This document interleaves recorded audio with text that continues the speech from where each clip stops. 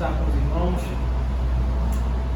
ser edificado na comunhão dos irmãos e falar e compartilhar a palavra do Senhor, que é sempre muito bom, é um privilégio para mim estar na comunhão dos irmãos. Na noite de hoje, nós vamos falar aí, dar seguimento à exposição da carta de Paulo aos Filipenses.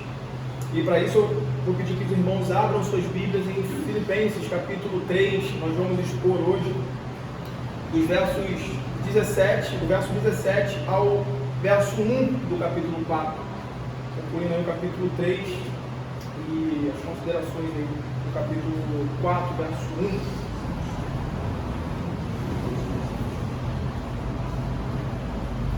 A palavra do Senhor diz assim: irmãos, sede imitadores meus e observai os que andam segundo o modelo que tens em nós, pois muitos andam entre nós, dos quais repetidas vezes eu vos dizia e agora vos digo até chorando, que são inimigos da cruz de Cristo. O destino deles é a perdição, Deus deles é o ventre, e a glória deles está na sua infâmia, visto que só se preocupa com as coisas terrenas, pois a nossa pátria está nos céus, de onde também aguardamos o Salvador, o Senhor Jesus Cristo, o qual transformará o nosso corpo de humilhação para ser igual ao corpo da sua glória, segundo a eficácia do poder que ele tem de até subordinar a si todas as coisas. Portanto, meus amados, meus irmãos amados e muito saudosos, minha alegria e coroa, sim, amados, permanecei deste modo, firmes no Senhor. Irmãos, essa sessão da carta de Paulo, ela está aí logo na sequência das advertências que o apóstolo Paulo vai fazer contra os falsos mestres, alertando e advertindo aí a igreja sobre o perigo dos falsos mestres. E nesse primeiro momento aqui, anterior a essa sessão, os legalistas, tratando então deles, que estavam aí de alguma forma se infiltrando na igreja em Filipos. E nós sabemos que, como foi falado aqui nas exposições passadas, os legalistas eles sustentavam a ideia de que eles poderiam ser achados justos diante de Deus a parte da obra de Cristo, a parte da cruz de Cristo, o que o Evangelho vai nos dizer que é impossível, o que a mensagem do Evangelho vai dizer que é impossível. E nesse contexto ali, o judaísmo ele se apresenta, normalmente, ele geralmente se apresenta como uma fé no poder do homem de salvar a si mesmo, mediante as suas boas obras, ou até mesmo pela confiança na sua nacionalidade, achando que isso poderia lhes dar aí, conferir algum privilégio no reino de Deus. E Paulo inicialmente vai classificar esses falsos mestres, os legalistas, e nós vamos ver algumas implicações disso mais à frente, como cães, como maus obreiros.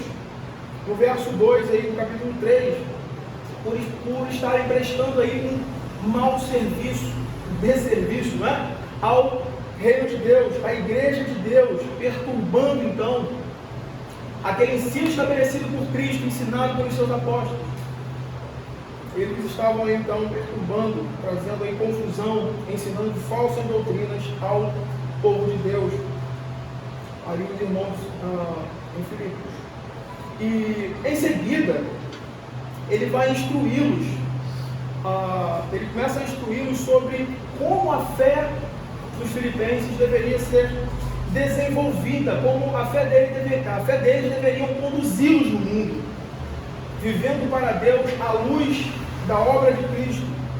E isso é interessante aqui, notarmos, quando nós lemos a carta de Paulo aos Filipenses, nós vamos perceber que toda a estrutura dessa carta, ela se desenvolve tendo como eixo central a história da encarnação de Cristo, ou seja, seu nascimento, sua vida, o desenvolvimento do seu ministério, vida, morte, ressurreição e ascensão.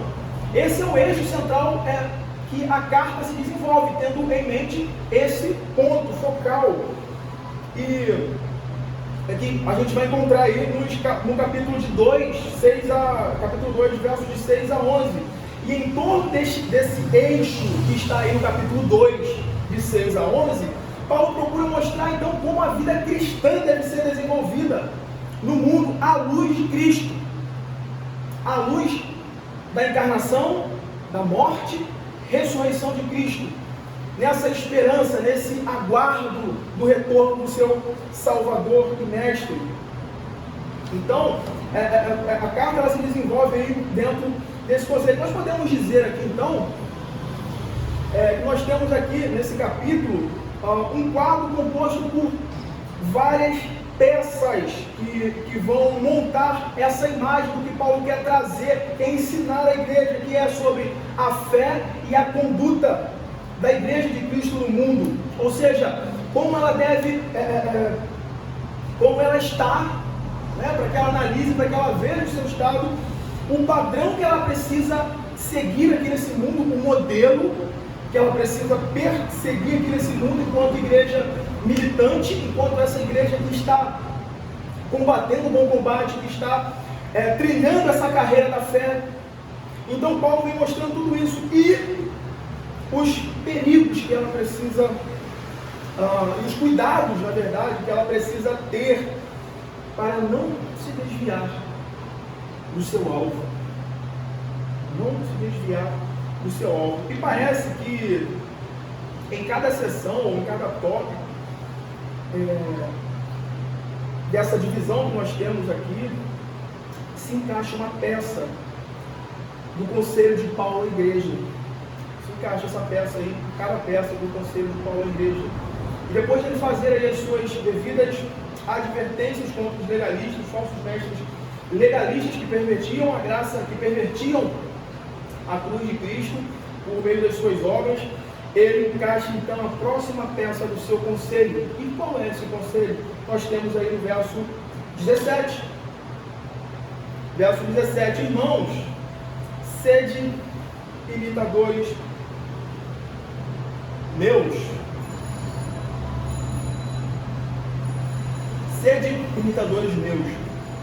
É bem provável que o que Paulo tem em mente aqui seja a sentença apresentada, essa sentença apresentada anteriormente nessa carta.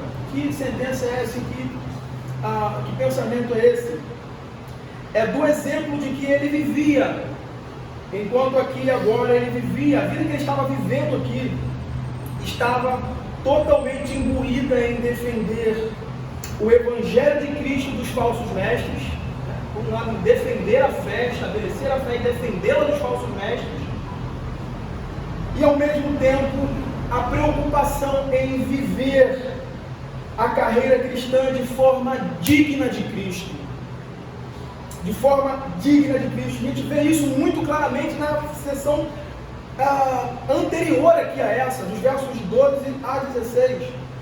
O ponto aqui, nessa exposição a se entender, é que para confrontar o erro dos falsos mestres, o ensino distorcido dos falsos mestres, legalistas, ele precisava estabelecer a verdade, ele precisava instruir e estabelecer a verdade no meio do povo de Deus, da igreja ali em dos Filipenses. Ele precisava estabelecer a verdade, ou seja, aqueles pressupostos básicos da fé cristã, aqueles pressupostos inalteráveis em que todo cristão verdadeiro e sincero precisa estar apegados para viver nesse mundo de forma piedosa em Cristo Jesus. Então, o primeiro ponto é entender isso. Para confrontar o erro, ele precisa estabelecer a verdade, precisa ensinar a doutrina verdadeira de forma correta. Só que por mais estranho que possa parecer, e aqui é um ponto muito importante, por mais estranho que possa parecer, muitas vezes, isso pode ser pervertido pelo coração corrupto do homem, ao conceber uma fé meramente teórica, um cristianismo meramente ilustrativo, que está aí contemplado no mundo das ideias, aonde o que se vale é meramente saber conceitos corretamente. É estar ligado tão meramente numa boa teologia. Eu não estou falando que isso é errado. Nós precisamos disso. O ponto dele aqui é isso. Para defender a verdade, para defender a causa do Evangelho, ele precisa estabelecer a verdade, ensinar corretamente a doutrina. Só que, muitas vezes, isso pode ser pervertido pelo coração corrupto do homem, e muitas vezes é. E muitas vezes é corrompido. Porque é muito fácil nós termos um aglomerado de ideias corretas sobre algo, mas na prática aquilo nada significar para nós. Por quê? Nós não pomos em prática, nós não vivemos de acordo com o conhecimento que temos de Cristo, do seu reino e da lei de Deus expressa no seu Evangelho. É muito fácil nós desenvolvermos um cristianismo hipócrita, aonde tudo que importa é somente... Não, eu sei muito sobre a teologia, sei, tem vasto conhecimento sobre antropologia, hamartiologia, sobre isso e sobre aquilo, mas no viver prático é uma derrota. É uma tristeza. E é exatamente isso, essa ideia de um cristianismo, de uma fé teórica que vive somente no mundo das ideias, que não significa nada na realidade. E o que está por trás disso é o orgulhoso e arrogante coração corrupto do homem, o que abre caminho então para um modo de vida totalmente licencioso e libertino. Consequentemente, uma vida imoral, absoluta, desde que teoricamente se diga, se professe conhecer corretamente a fé. Eu nunca me esqueço de algo que quando eu comecei lá no seminário ainda, de algo que me foi colocado. Uma leitura que nos foi apresentada. Eu nunca me esqueço dessa frase, desse dizer ali sobre isso. Porque o coração do homem corrupto, ele é orgulhoso, ele pode fazer aquelas coisas mais belas, coisas boas, ser corrompidos pelo mal, para a desonra do nosso Deus. Eu nunca vou esquecer disso, sobre essa realidade do bom conhecimento e do orgulho desse conhecimento. Isto é o que reduz a minha arrogância mais rapidamente do que qualquer outra coisa. Tentar viver a verdade que possuo. Tentar viver a verdade que possuo. Parece ser exatamente isso que Paulo ele passa a tratar aqui nessa sessão com os filipenses, sobre o alerta, sobre os libertinos, os licenciosos. Os libertinos e licenciosos. Mas antes, é muito interessante isso. Esse elo que Paulo faz no verso 17. É muito interessante. É como se Paulo parasse aqui no verso 17, como esse elo de transição, e mostrasse essa realidade aos filipenses. Que realidade? A verdade importa. Como você estivesse mostrando, né? A verdade importa. Eles precisam saber corretamente a doutrina, porque é por meio dela que eles vão estabelecer uma fé madura, uma fé consistente sobre a verdadeira doutrina. E dessa forma eles vão agradar a Deus. O ponto é esse, só que não é tudo. Isso não é tudo. Esse elo aí é basicamente isso.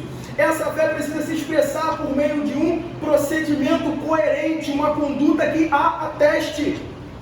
É como se Paulo parasse no verso 17 e estivesse dizendo assim: sigam o meu exemplo.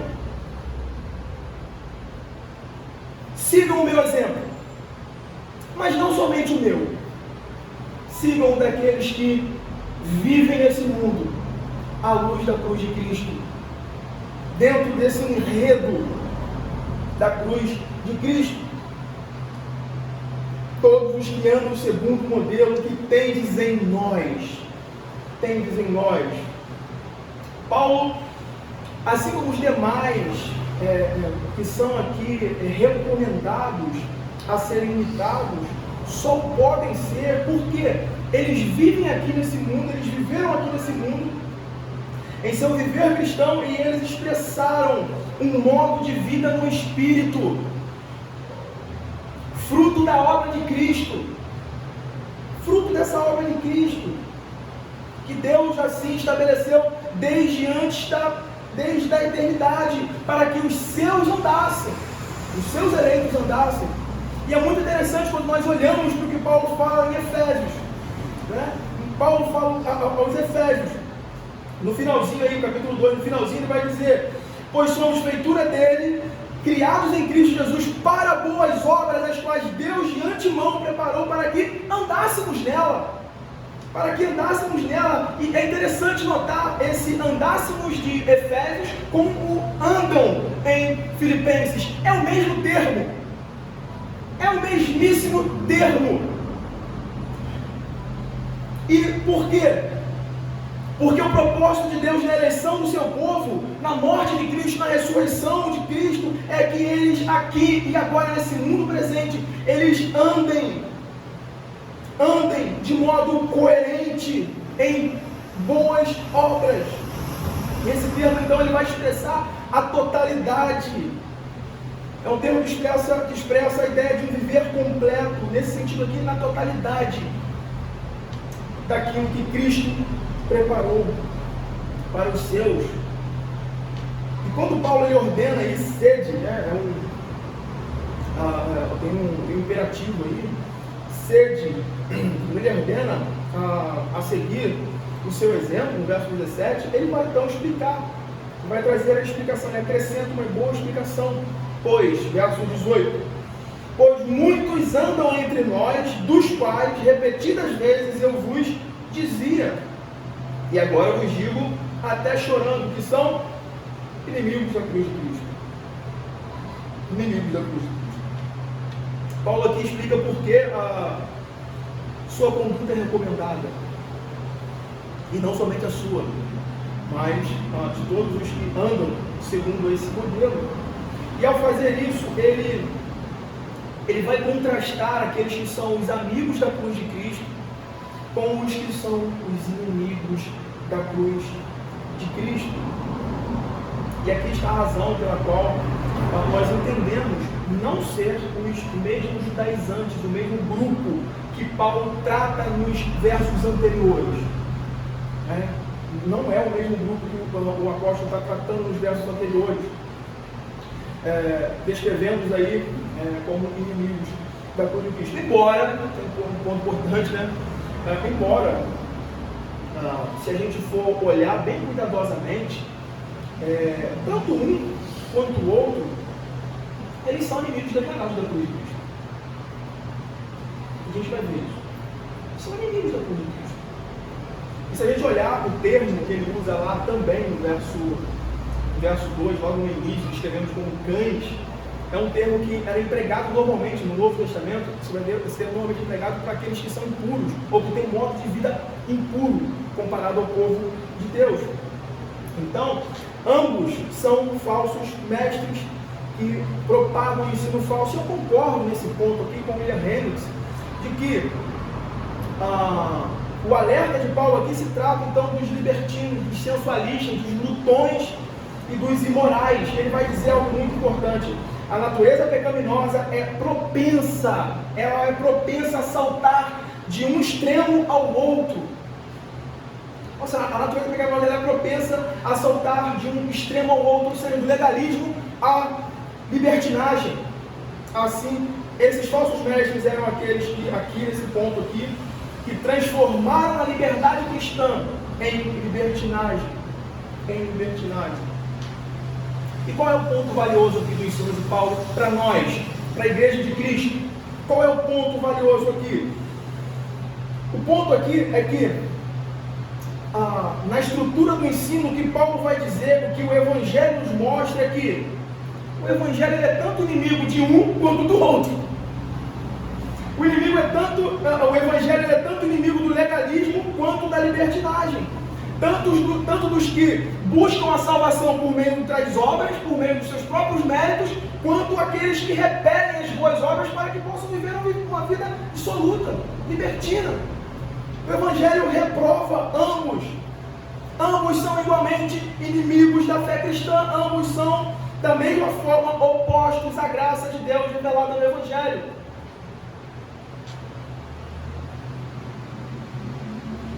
Ambos são inimigos da cruz de Cristo.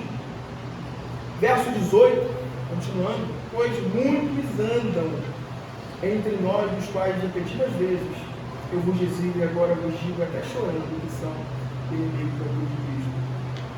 Nós vemos a importância de não somente termos e seguirmos bons exemplos, né? A importância de bons exemplos. Isso é importante. Há quem diga que não, você não pode olhar para homem, não. Paulo aqui vai dizer essa importância de termos pessoas que vivem essa vida de forma piedosa, de seguirmos bons exemplos, boas recomendações.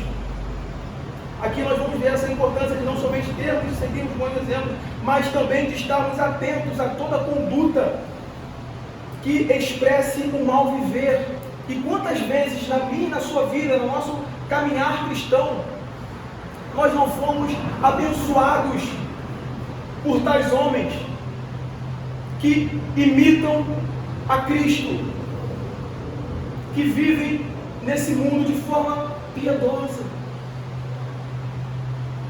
Quantas vezes eu já não fui abençoado por homens no meio da nossa caminhada, às vezes olhando para coisas, preocupado com questões que na verdade não importam, cheio de dúvidas na cabeça, coração angustiado, em crise. E essas pessoas e esses homens nos instruíram, nos ensinaram o caminho correto. E aqui está um ponto bem sutil do que o apóstolo está tratando com os filipenses. Os inimigos da cruz de Cristo são todos aqueles que vivem como se ela nada significasse. Isso é um ponto bem sutil. Eles vão viver esse mundo como se ela nada significasse. Uns lançam fora a cruz de Cristo, dizendo que eles podem resolver a sua vida com Deus vivendo uma vida moralmente boa. Uns lançam fora a cruz de Cristo, vivendo isso. E estes, como nós vamos ver aqui, eles são inimigos da cruz de Cristo, porque, em outras palavras, estão dizendo que a cruz não significa nada. O que ela representa, que é o ponto aonde Deus ele despeja, ele faz com que em Cristo Jesus ele seja totalmente despejar da sua ira sobre ele, para que ele possa então redimir o seu povo de forma justa. Isso não significa nada para eles. E o outro grupo, por outro lado, de forma diferente, faz a mesma coisa, lançando fora a cruz de Cristo, vivendo para o seu próprio ventre. E nos termos que Paulo vai usar aí, dentro do termo que Paulo vai usar aí, o ventre é o Deus deles. O ventre é o Deus deles. Ou seja, eles vão violar a liberdade cristã, dando vazão a todos os seus apetites carnais e imorais. Carnais e imorais. E Paulo também vai acrescentar um outro detalhe aí, que nós vamos ver, que eles eram muitos e eles estavam entre eles. Esse é um ponto muito difícil, né? Talvez esse seja um dos piores inimigos de se lidar. Né? Os piores inimigos de se lidar, os que, passando por amigos, passando por defensores da mesma causa, estando entre nós, estão de forma velada, conduzindo muitos à ruína da fé. Os piores ataques, os piores momentos, os piores ataques que a igreja recebeu foram de quem? Falsos mestres, que levantaram e perturbaram o ensino, corrompendo na raiz, ali, no meio do povo de Deus, o ensino puro e simples que Cristo e os seus apóstolos nos deixaram. E Paulo, estando entre eles, constantemente nos alertava desse perigo, nos alertava dessa situação, e talvez ele se explique, não é? Vai explicar aí a forma como ele se expressa. Eu vos dizia e agora vos digo até chorando. Até chorando. Certo comentarista, trabalhando esse texto aqui, ele vai dizer que esse choro, as lágrimas de Paulo aqui são de lamento e de ira, com vista à devastação que esses inimigos causam ao cristianismo e à igreja de Deus. E uma coisa você pode ter por certo, irmãos, por certo: todo homem verdadeiramente piedoso, todo homem que tem a igreja de Cristo, que tem a causa de Deus, esse é o seu santo evangelho, a causa de Deus por prioridade, que olham para isso com zelo, eles sofrerão quando olharem e verem a igreja de Cristo serem maltratada. Todo homem verdadeiramente piedoso sofre ao ver a igreja de Deus ser afligida por tais coisas. Pelo falso ensino, ver irmãos, pessoas amadas serem levadas por ventos de doutrina, por doutrinas falsas, e conduzir a sua vida em cima de uma mentira, de um falso ensino. Todo homem verdadeiramente piedoso, eles vão chorar, vão lamentar, vão ter essa indignação quando isso está acontecendo no seio da igreja, no meio da igreja de Deus. E aqui pesa grande responsabilidade sobre nós. Aqui pesa grande responsabilidade sobre cada cristão. Por quê? Por nossa boa conduta, por nosso procedimento, nós podemos recomendar a cruz de Cristo ao mundo como o único meio pelo qual eles podem ser salvos. O único meio pelo qual eles podem ser salvos e novamente ter paz com Deus. Por meio do nosso bom procedimento, nós podemos então recomendar, fazer isso recomendável ao mundo, mas também pelo mau procedimento nós podemos fazer com que a cruz de Cristo seja ridicularizada pelo mundo, blasfemada, fazendo com que o mundo ria.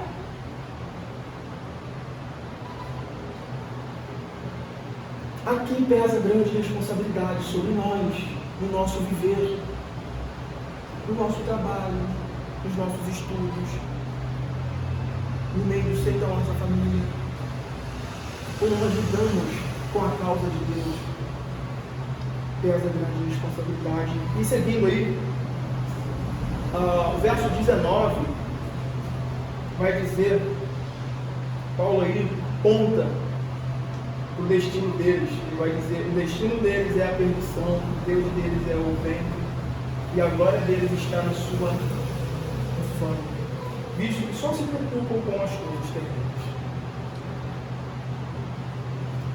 E mais uma vez aqui é ressaltado esse contraste, né, sobre os inimigos, sobre os amigos da cruz de Cristo, esses que vivem coerentemente, e os inimigos da cruz de Cristo.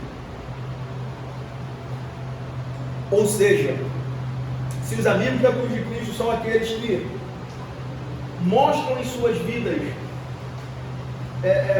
presente, que atingiram esse entendimento da cruz, vivendo aqui nesse mundo, no aqui e agora, por meio dessa esperança,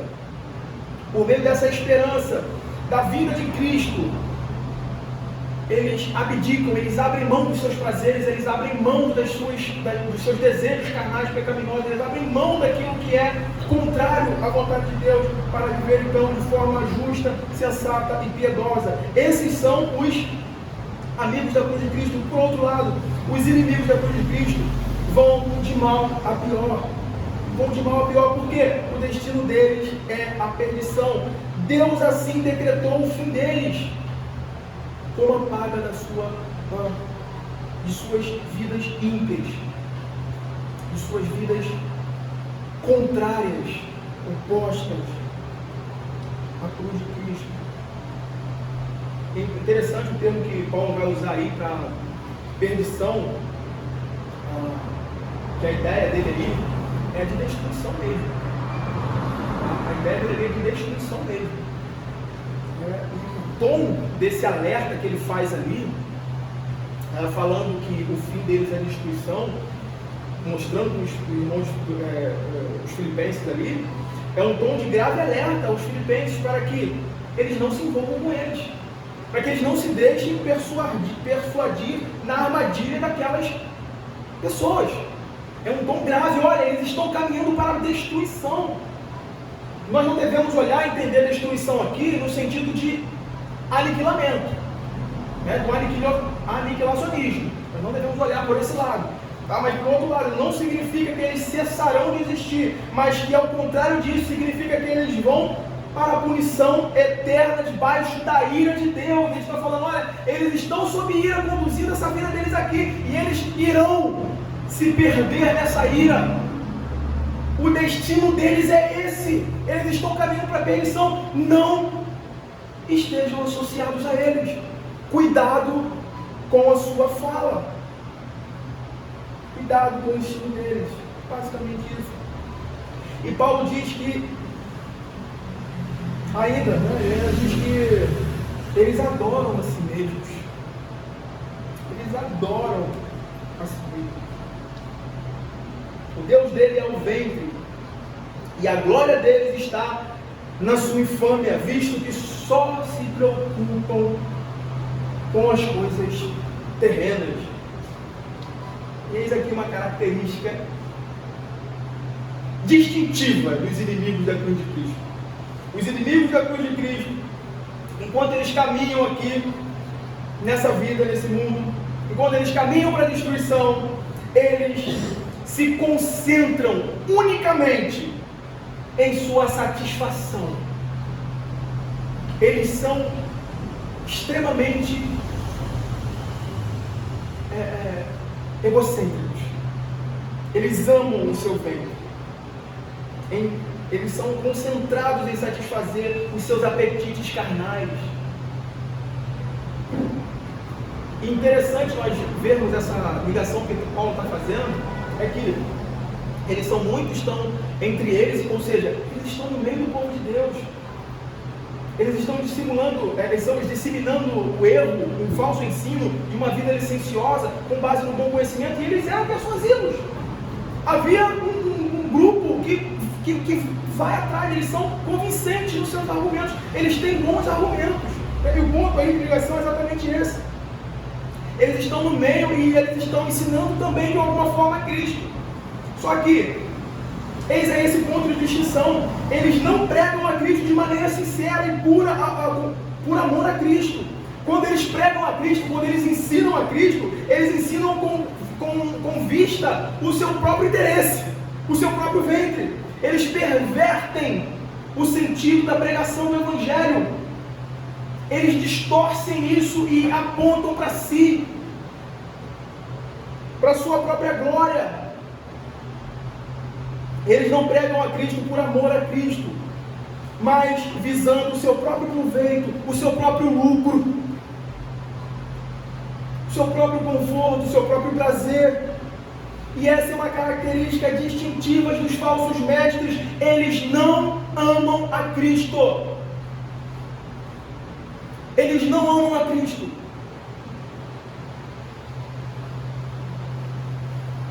Eles se apresentam com um bom discurso. Eles se apresentam com boas palavras, com uma boa retórica. Mas quando você olha para a vida deles, quando você olha para a vida, você vai ver uma vida oposta, inimigas de Cristo, da cruz de Cristo. Por quê? Eles vivem um viver absoluto, como se Cristo, sua cruz, nada significasse. E esse aqui é o pecado, né? É o pecado exposto dos libertinos. Paulo expõe aqui o pecado dos libertinos. Eles vivem para a satisfação própria. Eles vivem para satisfazer os seus desejos. Eles fazem suas vidas um fim em si mesmo. E eles pecam. Porque na busca do seu próprio prazer pessoal, eles esbarram em vários prazeres pecaminosos, ilícitos.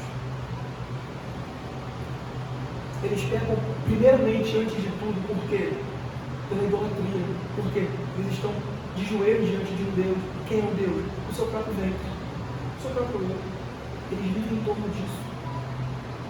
Não que usufruir dessa vida, usufruir dos benefícios, dos bens dessa terra é pecaminoso, como viver, casar, constituir família, ter um bom relacionamento. Não que isso seja pecado. Mas quando se perverte o valor disso, você se curva diante das coisas criadas, isso é idolatria. Quando você inverte os valores das coisas, isso é idolatria. E eles pecam por idolatria e pecam porque nessa busca desenfreada pelo alimentar dos seus prazeres, eles vão esbarrar em muitos prazeres pecaminosos, como adultério, impureza sexual, glutonaria e diversos outros, porque eles estão atrás das suas próprias causas, da sua própria glória. Paulo vai dizer que, na verdade, a glória deles está naquilo que eles deveriam se envergonhar. Isso aqui é muito triste, gente. Isso é muito triste. Quando você vê essa realidade expressa das Escrituras diante de você lidando com essa realidade, isso é muito triste. Pessoas que na verdade deveriam se envergonhar da sua conduta, elas exibem aquilo como algo digno de ser louvado. Um exemplo,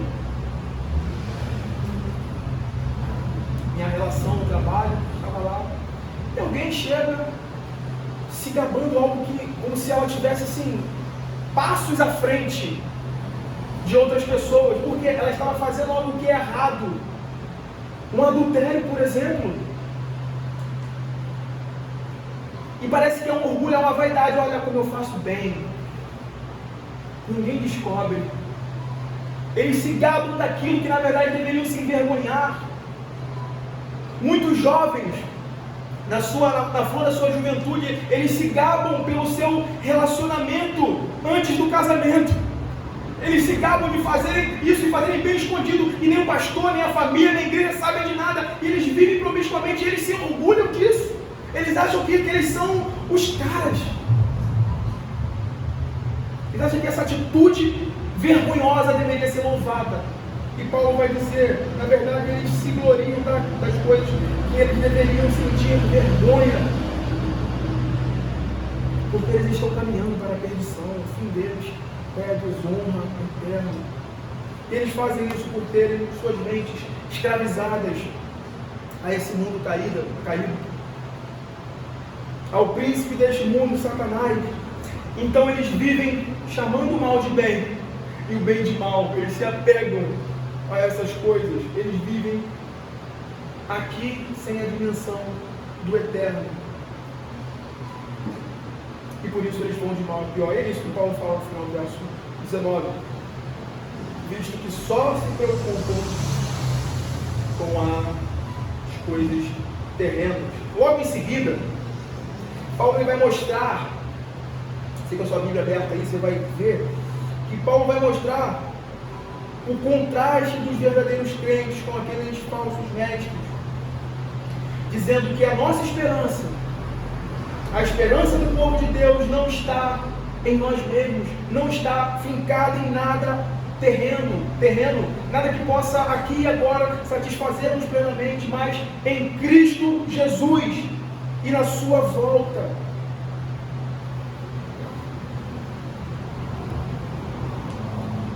na sua volta, no seu retorno. Como que ele diz aí, a nossa pátria não está aqui, mas está nos céus. Verso 20.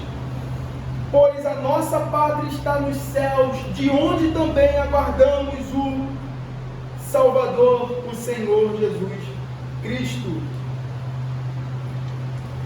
E é interessante que o pois que Paulo introduz aí, no verso 20, em muitas traduções, é traduzido como mais, porém.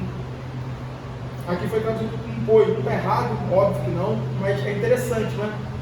Que ele vai mostrar aí, mais uma vez, contrastar essa realidade daqueles que vivem para aqui e para agora, os filhos de Deus, que vivem com suas mentes e seus olhares para o céu, para as coisas do céu. E ele diz aí, a nossa pátria está nos céus, de onde também aguardamos o Salvador. De onde também aguardamos o Salvador, o Senhor Jesus Cristo. Então esse pois aí, ele vai introduzir uma ideia de contraste. Qual contraste? Mais uma vez, os que andam nesse mundo, que amam o seu bem, que são aqueles que se perdem por terem suas preocupações fincadas nesse mundo, com aqueles que a pátria está nos céus e a esperança naquele que de lá virá. E o grande valor do conselho de Paulo aqui está nesse contraste, ou seja, qual é o ponto aí de Paulo? Ora, eles pensam somente nas coisas terrenas, nas coisas de baixo. Por isso é conveniente que nós, aqueles que as inspirações estão nos céus, vivamos separados dele. O ponto do conselho de Paulo é esse. Olha, não se associem. Eles têm a sua vida e sua mente fincados aqui. Nós não. Então é extremamente importante nós considerarmos isso. Porque se eles são inimigos da cruz de Cristo, eles vivem aqui sem considerar qualquer coisa dessa realidade do que Cristo fez, do que Cristo fará, do que Cristo faz, do que Cristo fará. O ponto de Paulo dizer, olha, nós não somos assim. Nós não somos assim. Ele vai dizer enfaticamente que a nossa cidadania existe no céu, de onde aguardamos o Salvador, o Senhor Jesus Cristo.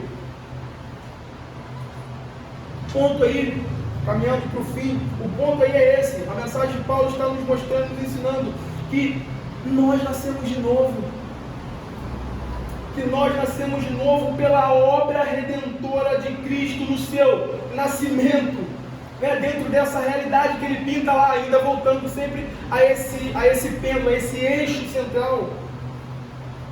Nós nascemos de novo pela obra redentora de Cristo no seu estado de humilhação. O que vai apontar então para o clímax da mensagem de Paulo, que é a vida de Cristo, morte, ressurreição, ascensão, o que efetivamente nos dá essa nova cidadania. O que vai nos dar essa nova cidadania? E ligando tudo isso ao que ele vai dizer, né? Ligando tudo isso à sua glorificação, o seu recebimento na glória, o seu assentar à direita de Deus Pai nas regiões celestiais, de onde, agora então, é o que ele diz, né? De onde nós podemos seguramente aguardar o nosso Salvador, o Senhor Jesus Cristo. E esse é o anseio de todo verdadeiro cristão. De todo verdadeiro cristão. Ele não vive aqui nesse mundo despreocupado. Ele vive aqui nesse mundo preocupado em manter a sua vida dentro desse padrão, dentro desse modelo, porque ele está aguardando o seu Salvador, que virá. O seu Salvador que o livrou do poder do pecado, da culpa do pecado, que o está livrando agora do poder do pecado, o está santificando. Ele se preocupa com tudo isso, porque ele tem em mente essa salvação ulterior, futura, em que ele será salvo da presença do pecado.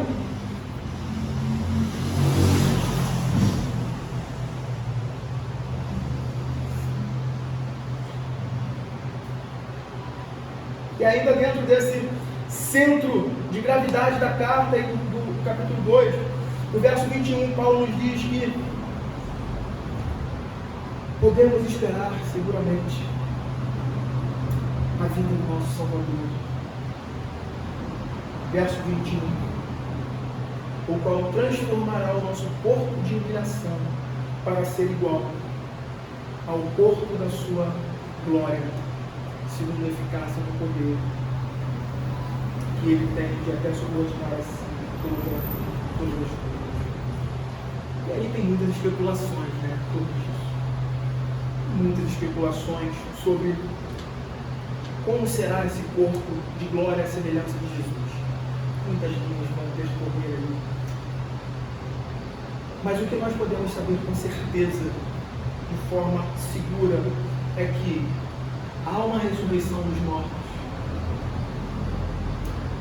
De que Jesus, nosso Salvador, ele ressuscitará os justos serão ressuscitados, eles terão o seu corpo transformado à semelhança de Cristo para a vida e deleite do amor de Deus, do Deus Trino.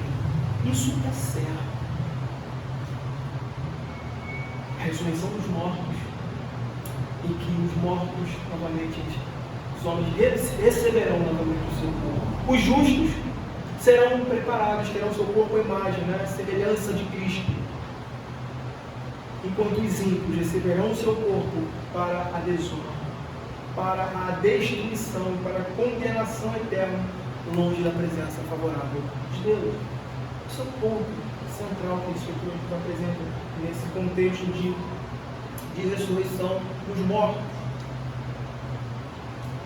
E no contexto que Paulo está ensinando aqui, está tratando aqui, no verso 21, transformar o nosso corpo de humilhação significa que a condição presente do nosso corpo, corrompido pelo pecado, sujeito às mudanças, à decadência, à corrupção, fraqueza, enfermidades e morte, esse corpo de humilhação, ele finalmente será mudado. Ele finalmente será mudado, ou seja, não se trata aí, não é a essência, não é, ou a forma do nosso corpo que será mudada, mas a sua condição humilhante, fraca, mortal, corrompida, que será transformada na condição do corpo glorioso de Cristo. Um corpo que será especialmente preparado e adequado para a vida eterna no meio de Deus, para usufruir dos deleites eternos, coisa que esse corpo nosso perecível, esse corpo nosso fraco, frágil, decadente, não suportaria. Então o ensino de Paulo é basicamente isso. Esse corpo ele será especialmente adequado